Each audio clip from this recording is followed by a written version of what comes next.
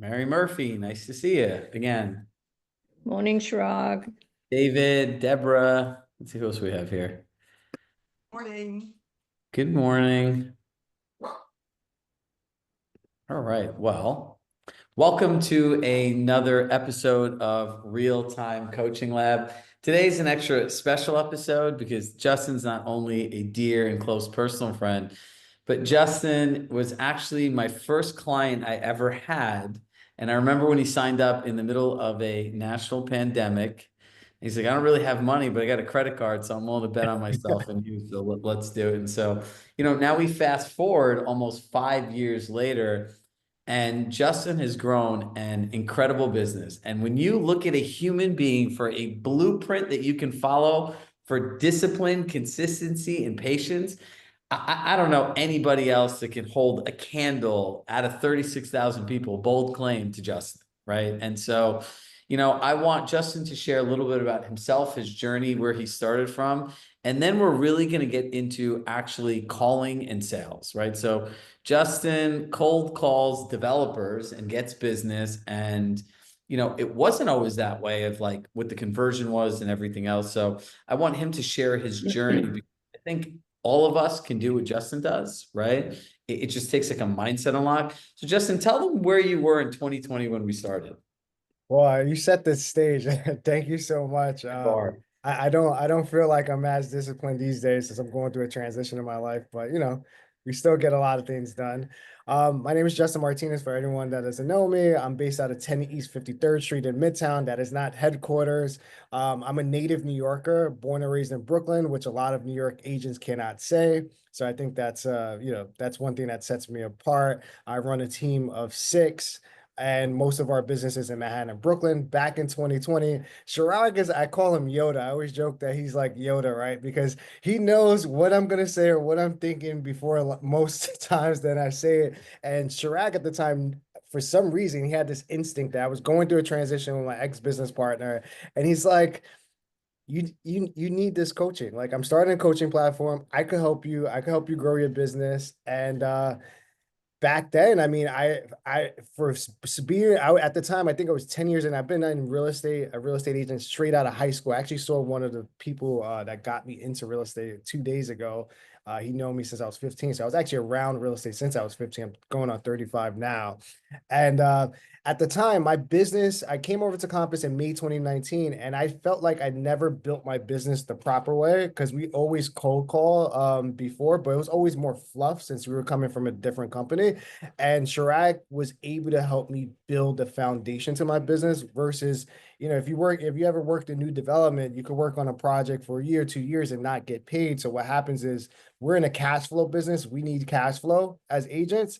And at the time, it was always like, I'll have a project, but then I wouldn't have another project and it'll put me, it felt like it was setting me back. So Chirag was able to identify the issues in my business and help me build a proper foundation for my business. So when we talk about systems and foundation, Justin, that sounds like a great word, but what really is a foundation?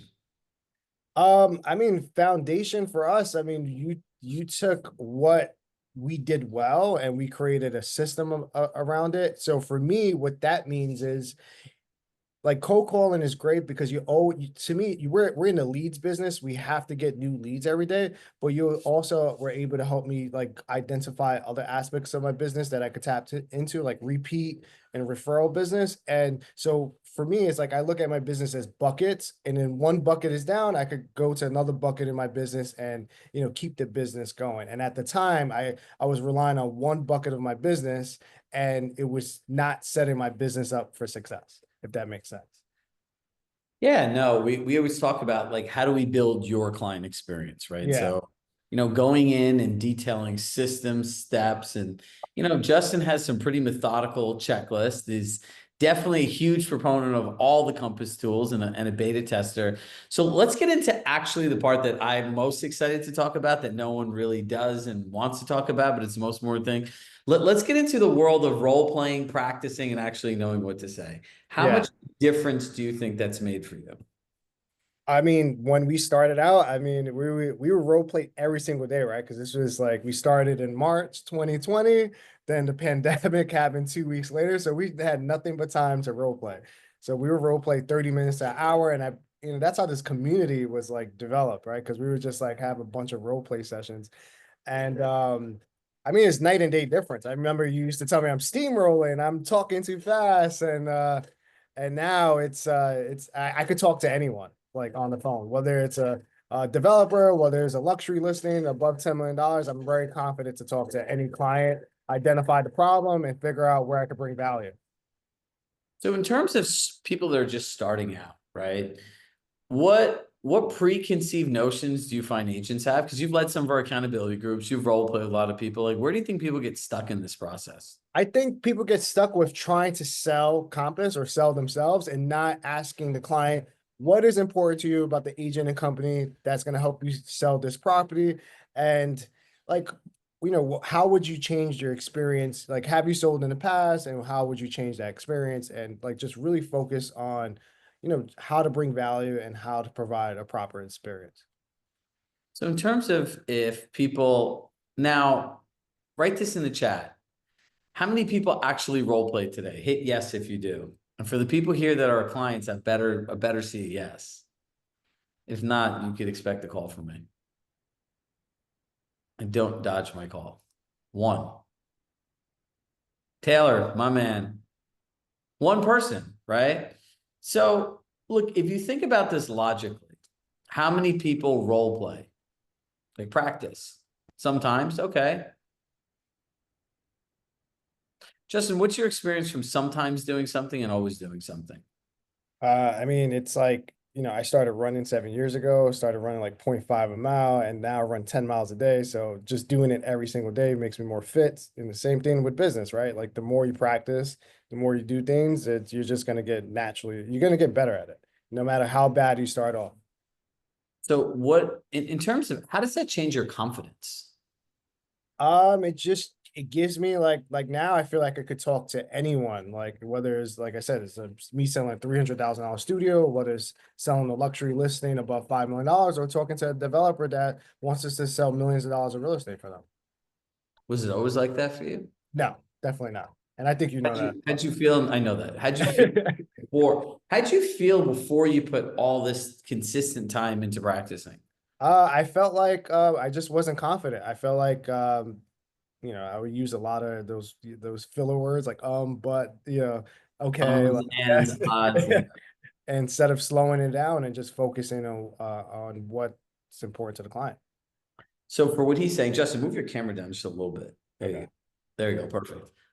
So, filler words, right? So if those of you are wondering, if you ever say, and, like, those are filler words, right? So your brain is transitioning from one thought to another and just stop talking feels unnatural, right? So, you get better by doing this by one, having somebody like actually talk to you, right? And going through the reps and listening to yourself.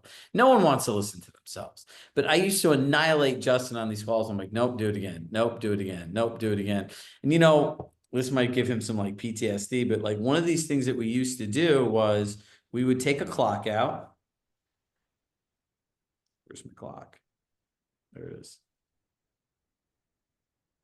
And we would literally go like this. This was, remember this during COVID? And like we'd hit the clock, like, great, you have 60 seconds to build a rapport with the client, go. Ready? So watch, we'll show people what this looks like. All right, ready, Justin? You got 60 seconds to build a rapport with me, go. Chirag, thanks for taking the time to speak with me today. So what's important to you about the client and the agent and company that's going to help you sell your home today?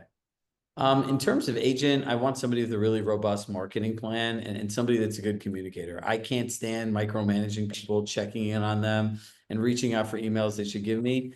And in terms of a company, I need technology, right? Like the world is driven on cell phones. So unless they have good, robust tech, it's not going to work for me.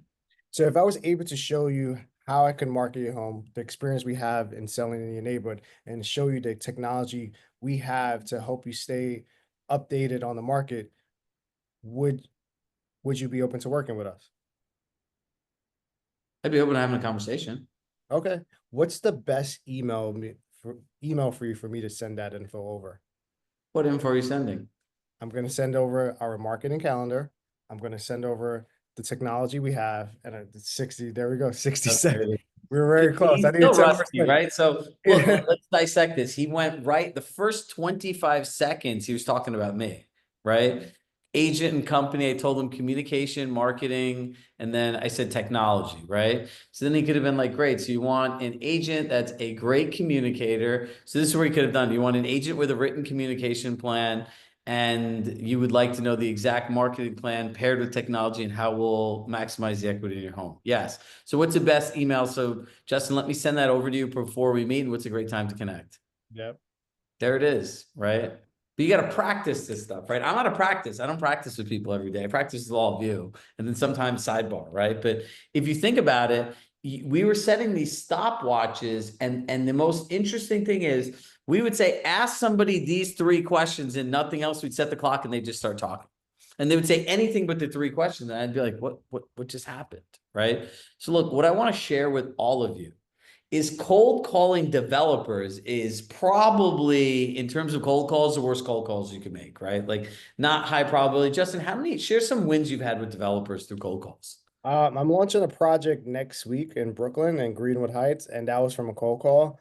Um, I spoke with the assistant, and basically I called off another listing they had in the East Village, which was sponsor units.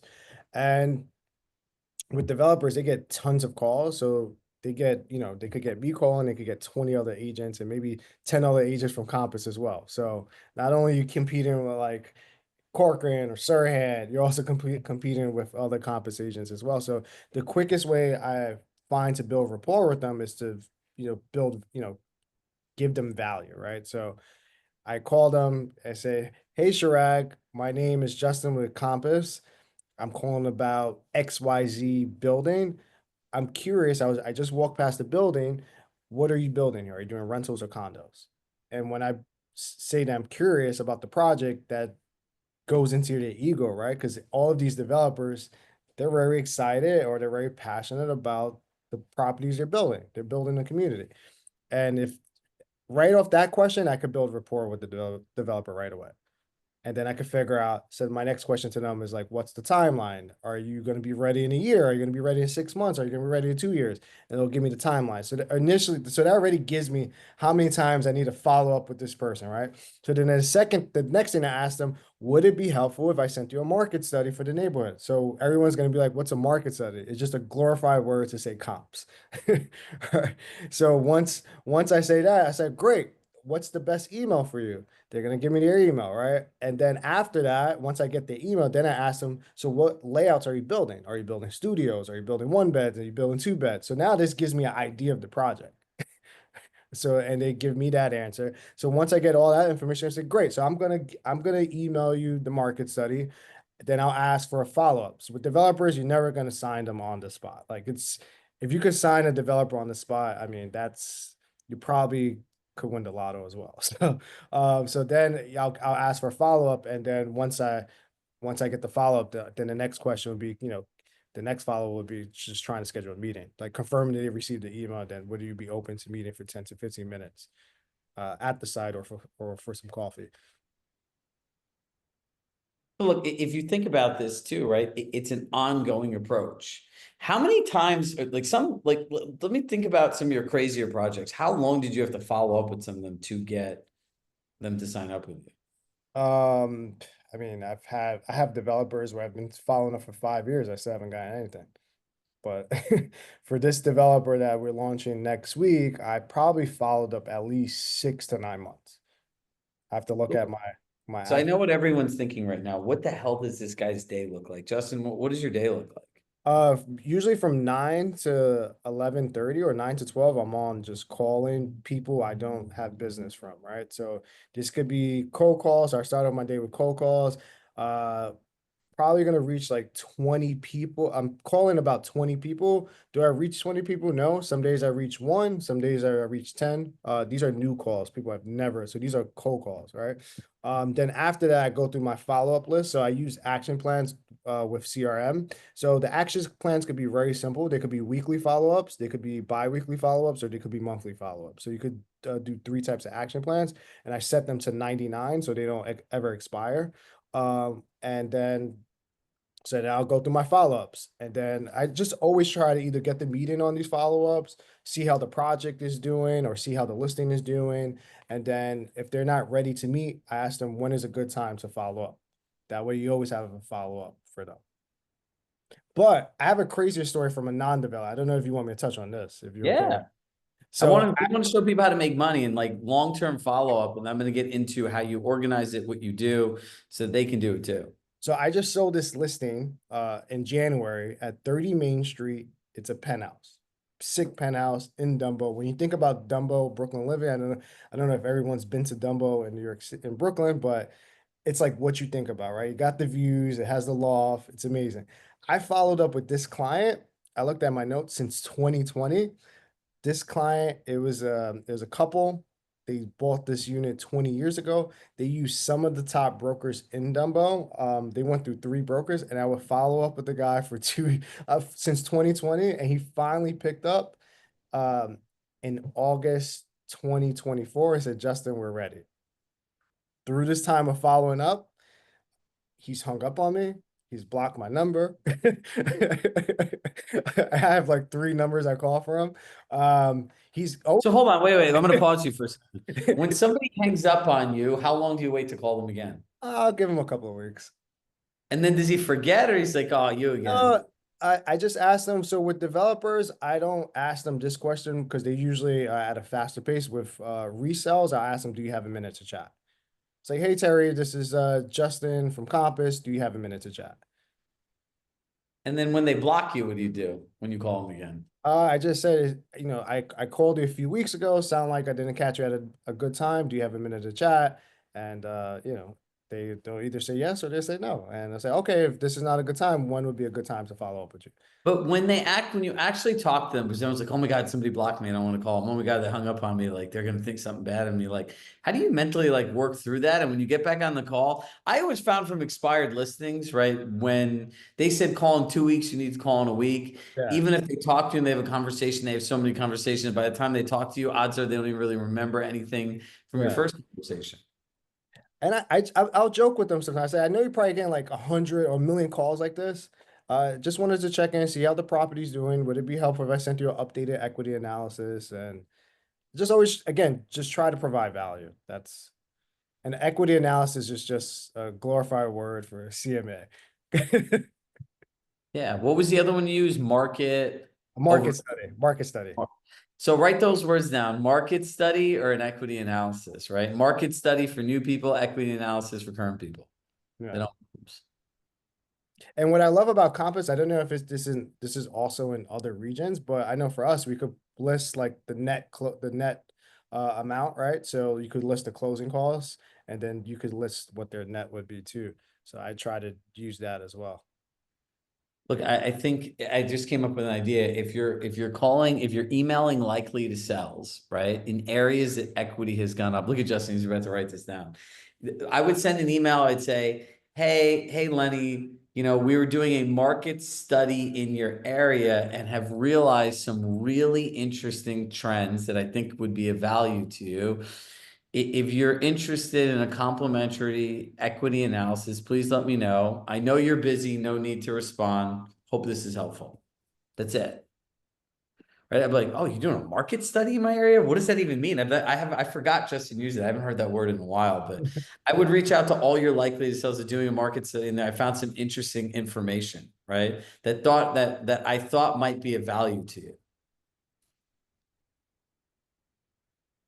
Those are all the things that you need to do, right? But look, part of it is, let's talk about grit, right? How do you find ways to keep going when everything isn't going your way? So like for this quarter, you know me very well. I've been going through a transition in my life. So when things like such a routine person, so when I'm not on a routine, it really pisses me off. And so days where I'm like I'm behind on my calls, which there's been many days this quarter I have been. I'll just say, let's just get 5 calls. Let's just get 1 call out the way. Then that 1 call turns into 5 calls, and that 5 calls turns into 10 calls. Then next thing you know, I reached this townhouse developer in Brooklyn, and he's like, you know what? You've been calling me so much. We got to put something on the calendar so we can meet up so I can give you a new listing. Because you just been calling me. I've been calling this guy for 4 years. He's like, and he remembers me now. So you just like, I would just say focus on one, see how you feel, and then, focus on the next one. And if you feel good after the next one, then do another one and just keep doing it until you have to do something else. And I think that's the way I get out, I get out of my head just by starting to just focus on one. I think the important part to highlight for everybody is when the day sucks, right? Raise your hand or sit yes. How many people have just had terrible days where you just don't feel like doing anything? Right. And the thing that's really interesting about momentum is it takes a lot to build, and David, I see you can use it, you can lose it in seconds, right? So what I really love about what Justin just said is, look, if you committed to 5 calls a day, it's a terrible day. Make 1 call. Don't lose all your momentum, because odds are when you do the one thing, you do more things, right? It's like the gym's the last place you want to go. Once you start moving, you do the whole workout. Yep.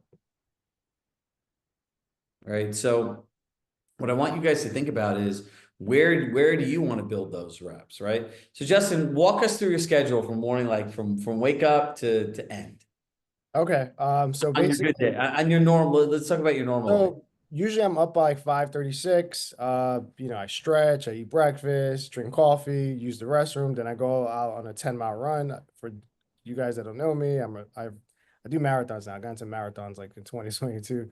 And then try to be at the office 9:30, get on calls from like I tried doing calls earlier, like at 8, but most people are like getting ready for work. So I stick now between like 9:30 to like 12 doing calls. And then after that, these are for new business specifically. After that, I'll do follow-up calls. So depending on what kind of day it is, Monday, Wednesdays, and Fridays those are my seller days where I give them updates. And then if it's any other day, if I'm working with a buyer and we have a deal going on, I'll give them updates usually Tuesday, Thursday, Fridays. If it's urgent, important, everything's important, but if it's urgent, important, then I'll make sure, it doesn't matter what day it is. It's like, we got to get it done, right? Then so if I don't have any pitches, if usually like to schedule my pitches between 12 and 4. Oh If wait, people can't just call you at any time. Say just meet me at 9 o'clock. No, if they only can meet at a time, then I mean, we'll figure it out. But usually if you push, like I'm busy, like I'm running my business, like I have to keep doing certain things to keep my business going. So if they really can't meet between those times because they're going out of town or something like that, a pitch for me is a money making task. So I'll prioritize that. And if they do want to meet at a certain time, I try to schedule it like 10:30, 11. I don't like to schedule it too early because I like to get my calls done regardless, or I'll try to schedule it like after 5. So if I don't have any pitches, if it's a content day, our content days are I like to schedule it Wednesday, Thursday, Friday. Probably taking contact. You guys can follow me on Instagram or YouTube, Justin Martinez NYC. My YouTube is like my baby now. I actually just closed my first buyer from YouTube like last month. So then I'm doing content, and then at the end of the day, I'm also making more calls. So I'm doing from 4 to 5:30, doing more follow-up calls. It could be anywhere from 2 to 10 follow-up calls. And then at 6:37, I'm just planning my next day. I'm like putting in my notes, doing a 10-minute business plan. And then depending on the day, I'll either do a lift session at 7. Explain to them what the 10-minute business plan is. This is something you created for my team members that I just kept doing it. Basically, I put in how many calls I made, what my day was like, how many follow-up calls I made, how many people I reached, uh, how many meetings I scheduled or pitches. And then the second box is like, what distractions got in the way. And the third box is, what can you do differently tomorrow? And at the end of the week, we tally up all the calls and we put that on a business. We have this pipeline for the team, and then we look at like when we do our monthly reviews, you could see with the data like how many calls led to new business. And you can see like the months we didn't have as much business because we didn't make as many calls. It all adds up, but I think the really important part is, right, what income producing activities you do today. He documents all of them. What distractions got in the way? What do I need to focus on not to do? And like, what can I do differently, right? Because here's the thing. If you're not tracking your distractions and you're not building a proactive system on how to deal with them, it's like an alarm going off at a bank when somebody breaks in and there's no protocol, right? You know, an alarm goes off, you know, they alert the police. The police have a certain standard response time, right? Those things are part of the alarm companies, you know, promise to you when you buy their alarm. So think about yourself that way, right? Like we live in a world that's just filled with more stuff, right? And so if you don't know what you're looking for, you'll never find it. So Justin, I'm gonna wrap up with we're gonna a couple minutes early today. I'm gonna wrap up with one last thing. If there's one thing that you wish all of these people started that they could do right now to help grow their business, what would it be? That's a good question. I would just say call, if you're not cold calling, just call your sphere. Always, find what network you could tap into, whether it's clients you've sold to, whether it's clients or people you could maybe get referral business, like for mortgage brokers, attorneys, estate attorneys, and just call like 1 to 5 people and then try to schedule coffee meetings with everyone to You get. know, look, I think it's for me, Justin's always the winner in consistency, right? I think consistency outperforms talent all the time, right? They say hard work outperforms talent. Yeah, everyone could work hard, but no one can, most people don't work consistent, right? So that's why if you look at yourself, if you practice 30 minutes a day, which is nominal, right? We all waste that time on some form of something on these, you know, time sucks that we call cell phones, right? If you did it 30 minutes a day, 2.5 hours a week, 10 hours a month, and you did that 10 months out of the year, you'd practice 100 hours. Do you know how many agents can actually say they've practiced doing anything in this business that involves talking to people that drives revenue for 100 hours? I can't even think of 3 people that I know that are that consistent, right? So I share that with you because if that's something you do by the end of the year, your confidence and control in your business will go like this. And I think the second part to what I said is, so once you start doing that, then you'll know exactly what's a role play, right? Because you're not gonna, unless you're just super, super talented, you're not gonna always get business, but then you'll know what to practice. So I think just putting yourself out there, then practice and how to improve. Michael Jordan always used to say you need to practice like it's the game. Yep. Right? So I think all of us have a huge opportunity. So look, another episode, Successful in the Books. Justin, thank you. We encourage all of you to invite a friend and check your emails. Our program for coaching is opening up. It's not opening up again for another 6 months. And the thing that we're personally most excited about is the transaction meets technology, meaning we're all used to doing business one way, right? And the promise of technology is time savings and income, but how do you integrate the two together? So we've taken all of our own custom materials, listing presentations, buyer consultations, and pretty much everything you need on the transaction side and are out now integrating it into Compass One. So if that's something you're interested in, check your emails. We've been sending everyone emails. If you just still want to hang out and get a sample, just keep coming back. Either way, please take the information and do something. Justin, put your information in the chat so people can connect with you. Cool. We'll do. Second. All right, I'm gonna hop off, and if anyone wants to ask Justin questions, we can leave him here to ask some questions. I have a meeting in 1 minute, so anyone want to ask Justin some questions?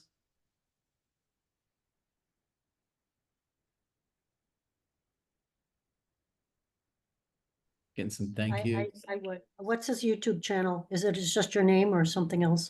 Justin Martinez NYC. So I'm actually putting that and Instagram. So that's where that's where I mostly do most of my social.